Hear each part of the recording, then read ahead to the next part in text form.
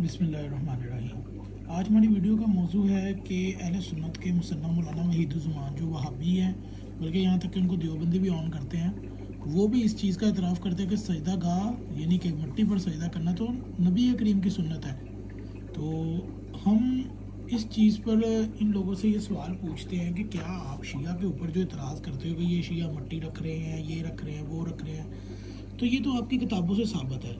मतलब ये कि आप शिया के बुग़्ज़ में अल्लाह के नबी की सुन्नत का मजाक उड़ाते हैं, आप लोगों को शर्म नहीं आती?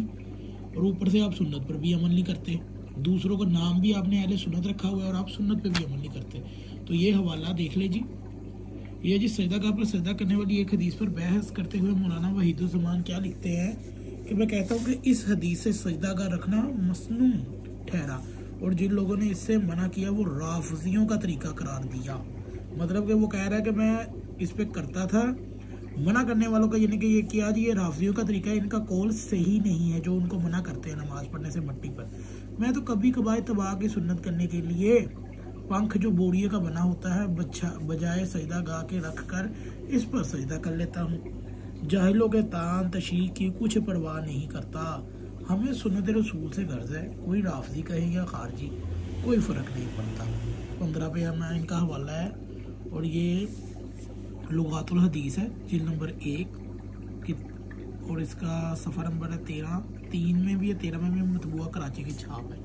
और लुगातुल हदीस जिल्द नंबर 1 किताब सफ़ा 113 तबा कराची।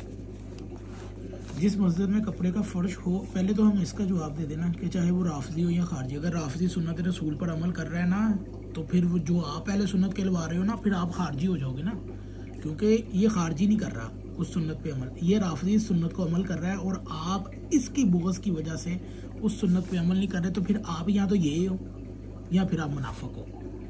अब ये राफ़िज़ी और खारजी के दरमियान भी एक लफ्ज़ डालो ना, वो उसके अंदर तो आप खुद अपने आप को शामिल कर लेते हो, लेकिन वो मुनाफ़िक है।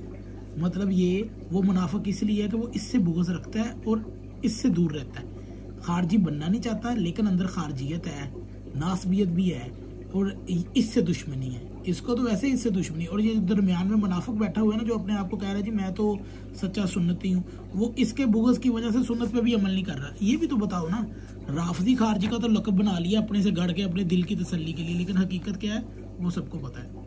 जिस मस्जिद में कपड़े का फ़र्श होता है मैं तो अक्सर इस पर अपना बोड़िया बिछा कर नमाज़ पढ़ता हूँ। कौन कह रहा है जी? ये वहीदुज़्ज़मान।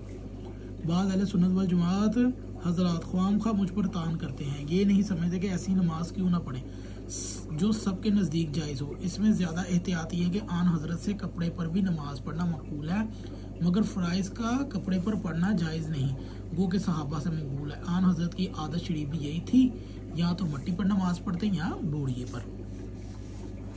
असर हाज़िर के शिया का तर्ज़ अमल। गुज़श्ता सफ़ार में पेश खिदमत है कि हदीस की रोशनी में शिया नमाज़ पढ़ते वक्त अगर सजदा गाह रखते हैं, ये तो उन्होंने कहा ना कि वो सजदा गाह पर रखते हैं। हमारा मसला ये है कि सवाल ये है कि एक तो मिट्टी पर सजदा करना सुन्नत नबवी है, अज़वाज मोमिनीन से भी ये हदीस मक़बूल है, बुखारी में मुस्लिम में, ये सहाबा भी कर रहे हैं जी, ठीक है, इनके मुहद्दिसीन का भी यही कहना है।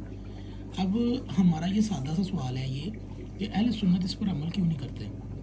क्या शिया के बुग़्ज़ की वजह से? क्या इनके ऊपर इतना तकब्बुर आ गया है कि ये मिट्टी पर सजदा नहीं करना चाहते?